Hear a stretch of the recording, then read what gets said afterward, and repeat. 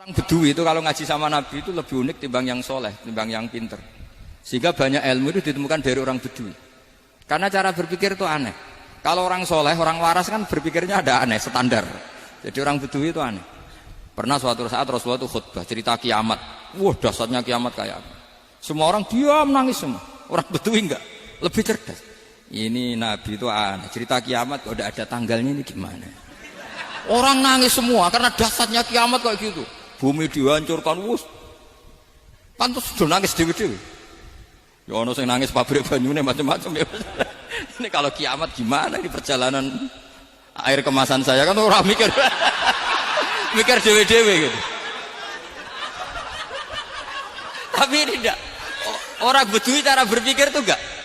Malah ya Rasulullah, mata sa'ah. Engkau itu cerita kiamat tapi enggak jelas tanggalnya. Kalau cerita kiamat ya harus jelas dong kapannya. Jadi unik. Jadi cara berpikir sahabat kaget semua loh. Kaget. Karena enggak kepikiran. Nabi a'radu anhu, a'radu itu mengabaikan. Banyak sahabat yang menganalisis lam yasma'kan. Nabi memang enggak dengar sehingga mengabaikan. Ada yang analisis lagi sami'a wa kariha. Sebenarnya Nabi dengar cuma enggak berkenan karena tengah-tengahnya khutbah kok tanya. Tapi si Arabi ini cerdas. Masuk akal kan? Misalnya mau pilihan presiden, orang mesti tanya kapan kan gitu. Ya kan? Mau ganti presiden atau ganti bupati, takarannya orang kan kapan? Kayak Mas Akom jadi wali ndak? Pertanyaannya kan kapan? Kalau jatuhnya kan sudah ya. Sehingga tanya, mata sa'ah ya Rasulullah. Lama-lama Nabi diangen-angen, bener juga orang ini. Saya cerita kiamat kok nggak jelas kapannya. Ini Nabi menjawab. Tapi karena Nabi orang-orang yang sangat pinter, tanya balik. Ma'atattalaha. Lalu kalau kamu berani tanya kiamat kapan, saya tanya balik.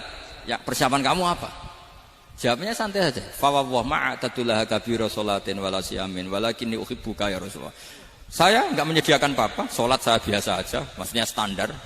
Ya kira-kira 5 waktu pas. Ya jenis saya lah kira-kira gitu. Wala kabira siyamin, dan saya puasa ya standar saja pas. Walakinni uhibbuka ya Rasulullah. Tetapi saya mencintai engkau ya Rasulullah. Jawabannya Nabi apa? Almar'u ma'aman ahabba. Sebagian riwayat anta ma'aman ahbabta. Jadi hadis itu populer tuh barokahnya wong desa tadi. Andai kan dia punya etika, maka sowan dulu tanya 4 mata. Itu jadi hadis ahadi. Tapi barokahnya dia selonong di depan umum. Zaman Nabi khutbah itu jadi hadis mutawatir. Jadi kadang barang baik itu barokahnya orang yang enggak baik. Maksudnya su'ul adab. Tanya gitu kan su'ul. Tapi itu barokah. Akhirnya hadis itu mutawatir karena didengar ribuan sahabat yang mendengarkan khutbahnya Rasulullah. Tapi kalau hadis itu satu-satu kan khassani bidzalika Rasulullah, khassani bidzalika Rasulullah, itu nanti jadi hadis ahadi yang kualitasnya jauh di bawah hadis mutawatir. Jadi barokahnya orang su'ul adab itu ya ada. Karena Allah yang mendesain ini. Akhirnya kata sahabat, kata Anas bin Malik, mereka itu mangkelnya bukan main sama Arabi tadi karena tanya enggak sopan sama Rasulullah. Tapi setelah Nabi jawab almar'u ma'aman ahabba fama farihu bi syai'in farahum bidzalika badal. Mereka enggak pernah senang dengan hadisnya Nabi sesenang riwayat almar'u ma'aman ahabba. Barokahnya Arabi. Makanya saya sebagai kiai ini Bedui saya tak pertahankan ila yaumil qiyamah. Karena umat ini pernah terbarokahi oleh orang apa? Bedui. Barokah su'ul adab tadi. Jadi mohon ini supaya majelis ini kan majlisul itorti Rasulullah, coba terlatihlah mengatakan Allah itu subjek, Allah itu al-fa'ilul mukhtar, Allah itu al-fa'ilul mukhtar, Allah itu yang menentukan alam ini. Dan Allah mensifati dirinya wa annahu huwa adhaka wa abka. Allah itu zat yang memberi orang itu bisa tertawa. Dan Allah juga yang memberikan orang itu bisa menangis. Mbok kayak apa kamu neror umat? Wah, amal enggak mesti diterima gini-gini. Ternyata ning majelis nangis ya. Mulai guyu. Kadang guyu-guyune ngenyak tenane. Daripada apa ya agak-agak merodok orang yang dohirnya beda dengan batinnya. Enggak perlu distatuskan seperti itu. Ya sudah biasa saja. Jadi fi muqaddimihim, imam besar dalam manhaj ini namanya Abul Hasan apa? Asyadzili. Abul Hasan Asyadzili itu kalau ada orang tanya gini, Bim, Beb saya ini susah, sholat saya tidak mesti diterima Allah gini-gini, marah. Enggak usah. Kafa bika jazaan an radiyaka laka ahlan. Sudah kamu ditakdir pernah sujud itu sudah keren. Saya itu andaikan dapat kabar dari malaikat bahwa sholat kamu tidak diterima, saya tidak susah. Bukan karena sombong. Pernah ditakdir sholat sujud ning Allah itu keren. Kayak apa malunya kita ketemu Allah kemudian kita di bumi tidak pernah sujud. Makanya cara Abul Hasan Asyadzili kowe ora usah mikir salatem ditampa ta ora usah mbok mikir. Kowe ditakdir tau sujud itu hebat. Kafa bika jazaan an radiyaka laka ahlan. Cukup kamu mendapat balasan dari Allah, kamu pernah ditakdir sujud. Gak perlu ngaji alim alama, nggawa sawi ngalor ngidul jalalain keren. Paling gak malaikat pernah melihat kamu, wah nggawa tak kitab kuwedi. Gak penting paham gak penting. Karena isra bakat paham ngono. Jadi Abul Hasan Asyadzili adalah orang yang, dan itu Al-Hasani ya, dan itu Al-Hasani. Makanya macam-macam kita yang Al-Husaini sudah kita punya Faqih Muqaddam, punya banyak. Di Al-Hasani yang paling populer diantaranya adalah Abul Hasan Asyadzili. Beliau itu kalau ngendikan sesuatu itu positif terus. Termasuk itu ketika ada orang resah sholat saya diterima ndak, kata beliau wes sing sempurna ditakdir tahu sujud. Saya itu sebetulnya kadang-kadang miris, wes sholatku tompo ta ora, tapi saya sangat sadili, sangat sadili. Saya nggak pernah berdoa ya Allah ibadah kami jenengan terima ndak, karena takut kalau doa gitu keterusan itu terus ditompo ora, akhirnya keterusan gitu, akhirnya ngenes. Masa orang pernah sujud ngenes? Lama-lama gini setan masuk. Apa artinya saya sujud ternyata gak diterima? Lu wong kawula kok iskal tentang pernah sujud. Itu kan ibarat gini, kamu ngasih uang sama orang tua kamu, misalnya Habib Soleh ngasih uang Habib Ali, terus apa artinya tak kasih, kemudian beliau tidak terima kasih, itu kan lucu. Terima kasih tidak terima kasih, seorang anak ngasih orang tua itu keren. Makanya saya bangga dengan Habib Soleh ketika beliau mengumrohkan Habib Ali, sudah mendaftarkan haji Habib Ali. Gak usah mikir diterima apa enggak. Wes keren, itu sudah perilaku yang keren, yang hebat. Makanya saya sering ada orang mau cerai tanya saya, Gus saya ini cerai gak, istri saya kurang ajar gini. Gak usah. Tapi bojo kula judes. Uang di bojo iku wis keren, paling gak kowe ra darani jomblo.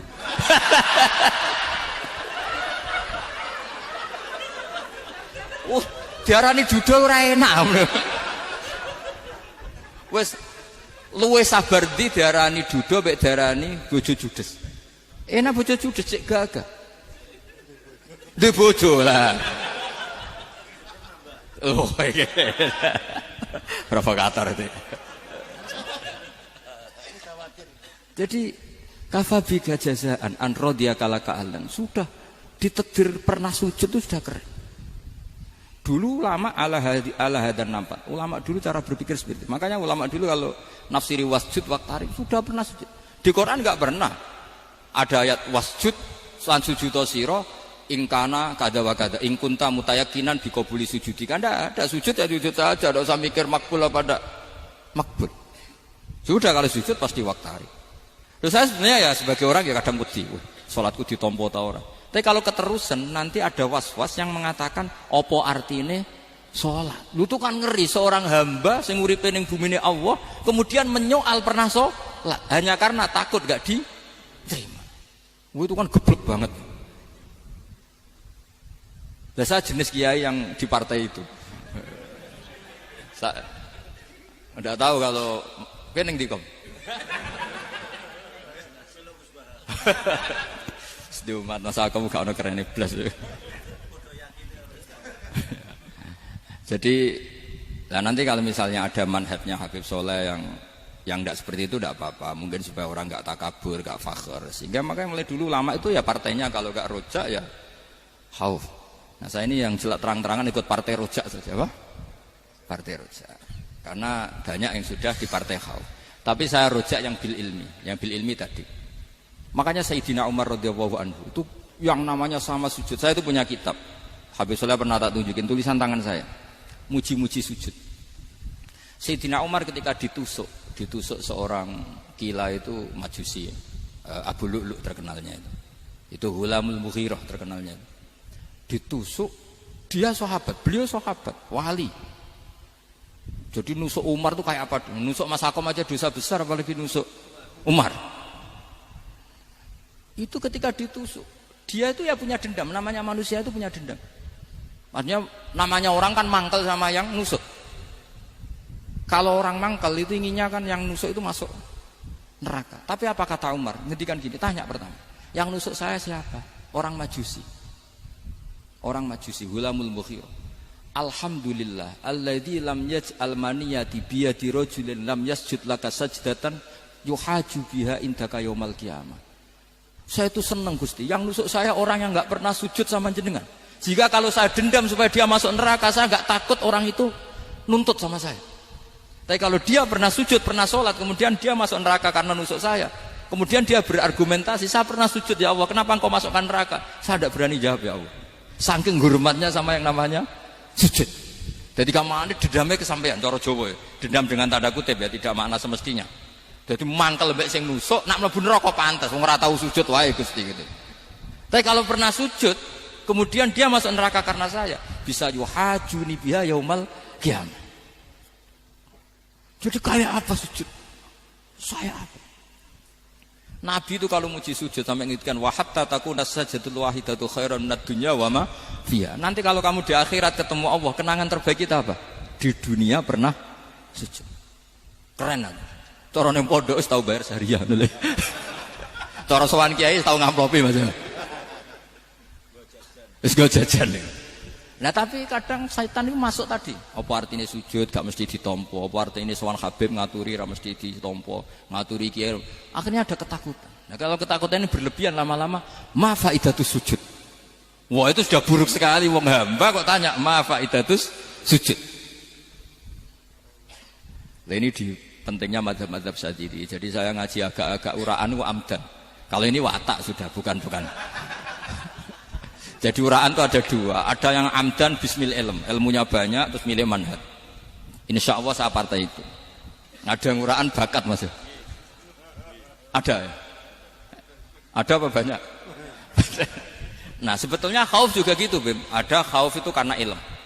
Ada Habib alim alama atau kiai alim alama, dia tahu masyarakat kalau ngikuti Gus Bak nanti jadi fakhr, kurang tawaduk, terus dia milih partai khauf. Lah yang buruk itu ada kiai yang milih khauf pancen dari awalnya sati cilik. Jenisnya wis sati. Jadi sebenarnya dia tidak cukup ilmunya nerangkan khauf, cuma jenisnya wis sati cilik. Wong ning omah lawang dikunci ono gludak-gludak, ono hantu putih. Jadi ya sama, yang bawa rojak bisa bawaan dablek, yang bawa khauf bisa saja bawaan ati cilik. Nah kita ingin yang bawa rojak ya bismil ilm, yang bawa khauf juga bismil ilm. Ya ono teh Mas, wong sing ati gede, pegawene dua blek, tapi enggak bawaan rojak, memang bawaan dablek. Ada yang ati cilik tapi bawaan khauf. Jadi mengatakan khauf tapi sebetulnya bawaan ati cilik. Nah kita inginnya ndak, kalau rojak ya bismillah kayak Abdul Hasan Asyadzili, kalau yang kampanye khauf kayak Sayyid Abdul Haddad bawaan apa? Ilm. Sehingga kita ini kul inni ala bayyinatin mir rabbi, semua itu berdasar ilmu sing jelas welo-welo. Makanya semua nabi memaklumatkan apa? Kul inni ala bayyinatin mir rabbi. Jadi semua ilmu syaratnya apa? Bayyinah. Bayyinah itu kebenaran ilmiah sing jelas welo-welo. Makanya itu yang disebut Allah Subhanahu wa taala mensifati kekasihnya yaitu Nabi Muhammad sallallahu alaihi wasallam, lam yakunil ladzina kafaru min ahlil kitabi wal musyrikina munfakkina hatta ta'tiyahumul bayyinah rasulun minallah yatslu suhufam mutahhar. Niku Kanjeng Nabi saking cerdase meneh tek wong Islam, wong musyrik, wong kafir ngerti logika yang dibangun Nabi saja kuat infikak dari kemusyrikannya. Makanya disebut munfakin. Orang-orang musyrik, orang-orang kafir tidak munfakin, tidak tercerabut dari akar akidahnya hatta ta'tiyahumul bayyinah. Itu siapa? Rasulun minallah yatslu suhufam mutahhar. Masyhur itu debatnya Nabi dengan orang-orang musyrik. Mereka bilang, ya Muhammad, kita ini urusannya banyak, kasusnya banyak. Lalu Anda mengajarkan ke Tuhan satu. Masa urusan banyak cukup Tuhan satu? Itu enggak fair Muhammad. Aja'alal alihata ilaha wahida inna hadza la syai'un ujab. Urusan kita banyak, masyakil kita banyak, muskilah kita banyak. Kalau Tuhannya satu enggak cukup Muhammad. Nabi dengan santainya memberi penjelasan. Ya sudah gini saja. Kalau kamu jadi budak atau pembantu, majikan kamu banyak. Semuanya merintahkan kamu, semuanya bikin aturan untuk kamu. Kamu suka enggak? Ya enggak suka Muhammad. Kalau majikan kita banyak repot.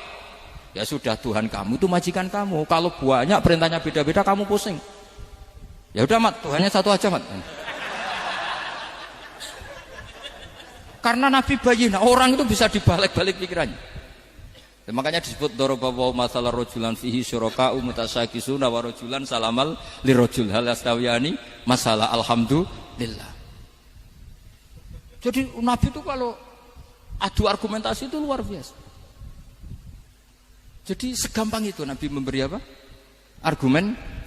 Argumentasi. Karena beliau adalah al-hujjatul balighah. Jadi Nabi itu gak pernah kalah.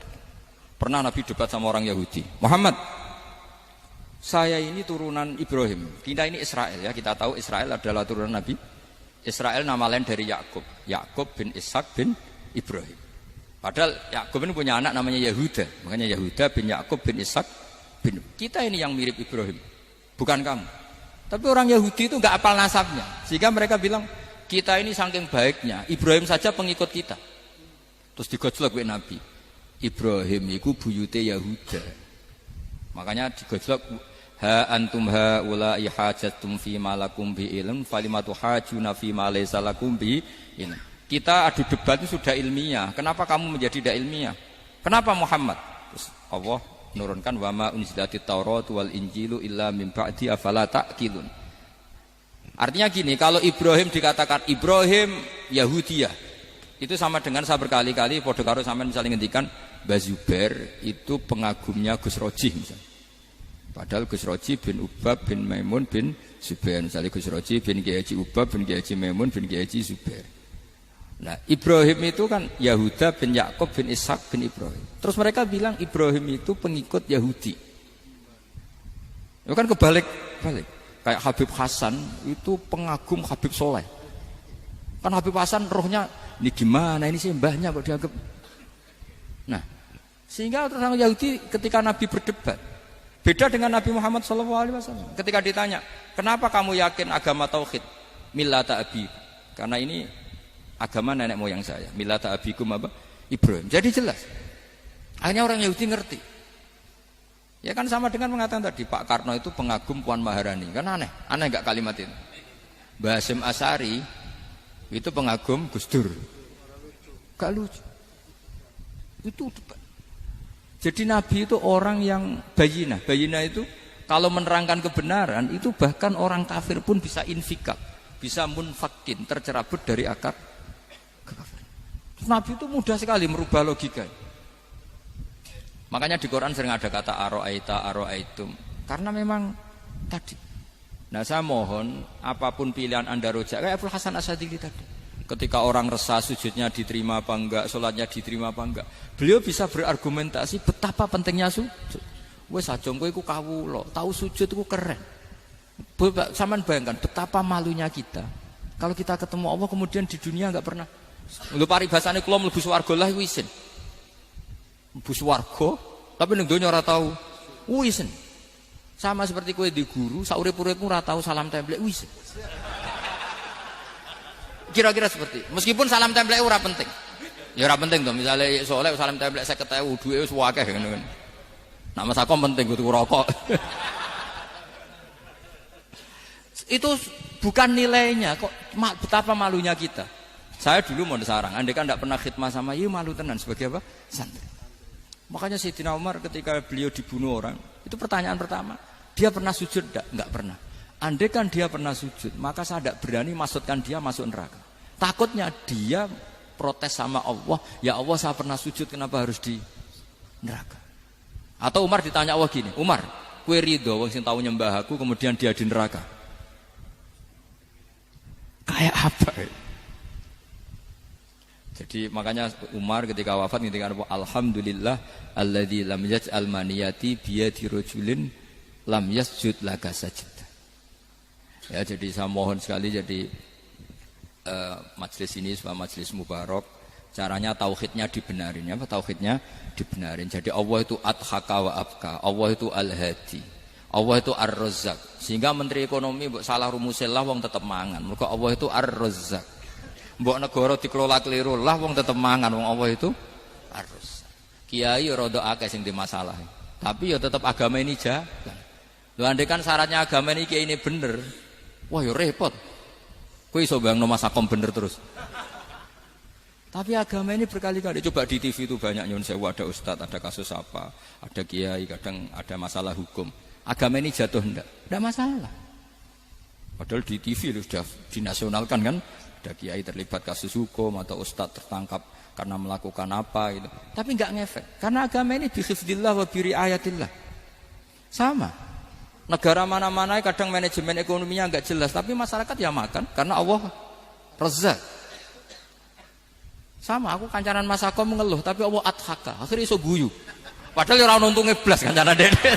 Tapi karena Allah itu adhaka. Nah kita dengan istri yang kita cintai, dengan keluarga kadang yang nangis. Karena Allah itu zat yang bisa memberi abka. Wa annahu wa adhaka wa abka. Terus wa annahu wa amata wa ahya. Kita tidak ingin mati. Wah ya mati saja karena kita objek. Nah, hidayah itu seperti itu. Allah al-hadi. Apa? Allah itu kayak apa Korea, negara ateis. Enggak kebayang di sana ada ngaji Aqidatul Awam, Mabadi' Fikih. Sekarang banyak. Saya tuh kalau beli Aqidatul Awam kerdusan, kirimkan ke Korea. Sebelum saya ke Korea, karena sebagian santri saya di Jogja. Di sana ada ngaji Aqidatul Awam, ngaji Takrib. Bahkan saya di sana dilagokno sakduna fid dunya. Kayak apa Allah kalau ingin bikin hidayah? Karena Allah itu al-hadi. Wong Indonesia digerakno seneng duit. Bareng wis seneng duit mau apa? Korea. Setelah di Korea tersiksa karena enggak ada tempat sujud. Akhirnya urunan. Segampang itu kalau Allah menghendaki. Itu enggak dibenem MUI, enggak dibenem. Karena Allah al-hadi. Jadi saya mohon sekali tauhid ini dibenerin dulu. Allah tetap al-fa'ilul mukhtar, apa? Al-fa'ilul mukhtar, sehingga Allah mensifati dirinya adhakawa. Mbok kamu bendung kayak apa, orang ngaji saya tetap guyu. Sekarang iso mbuli saya, oh Gus Bak piye ngaji tidak guyu. Allah yang memberikan guyu kamu itu. Andai kan sesuai status kamu, kowe ora ngarep iso guyu. Utang akeh, jatuh tempo, bojo ora percaya. Gede-gede kayak paham. Ya jadi ini tak isyatkan jenengan, saya ini tadi bawa kitab Fathur Rahman di Thalibi Ayatul Quran, mau tak kasihkan hadiah ke saya itu Marhafid sebagai penyempurna karena beliau sudah Al-Husaini. Semoga ini dapat barokahnya Al-Hasani. Ini dikarang oleh zurianya Abdus Salam bin Masis. Abdus Salam bin Masis adalah guru dari Abul Hasan apa? Asyadili. Jadi kita tahu Sahibul Hikam Ibnu Athaillah As-Sakandari muridnya Abul Abbas Al-Mursi. Beliau muridnya Abul Hasan Asyadili. Beliau muridnya Abdus Salam bin Masis. Yaitu alami zada ini min dzurriyyati Abdus Salam bin Masis. Jadi ini Al-Hasani. Jadi ini sudah klub karena mulai dulu ya tradisinya gitu. Banyak sabaib ngaji barojak, bafadol. Nanti yang bafadol barojak yang ngaji Habib lagi. Seperti sanadnya Soleh di Sarang. Ya Soleh ngaji Bahmun. Tapi Bahmun ngaji Sayyid Alawi, Sadat ya. Ngaji Sayyid Zaini Dahlan. Nanti setelah Sayyid Zaini Dahlan ngaji Ajam lagi Usman Adim Yati. Jadi ya biasa mulai dulu silsilah ya seperti itu. Jadi seperti dulu Ibnu Abbas termasuk Qorobatul Rasulillah. Jadi dulu Qorobatul Rasulillah itu Bani Hasyim sama Bani Muttalib. Tapi kalau sekarang ya tentu para Sadat, para Habaib. Dulu biasa Ibnu Abbas ngaji ke Zaid bin Sabit. Itu Ibnu Abbas yang mencium tangannya Zaid bin Sabit. Tapi Zaid bin Sabit juga mencium tangannya Ibnu Abbas karena karobati Rasulullah sallallahu alaihi wasallam. Jadi saya mohon semuanya itu insaf bil ilm, ya, insaf bil ilm. Kayak tadi munfakina hatta ta'tiyahumul bayin. Jadi bayina itu orang yang kalau menerangkan itu memberi penjelasan sing jelas welo-welo. Itu siapa? Rasulun minallah yatslu suhufam mutahharam. Beri al-Fatihah.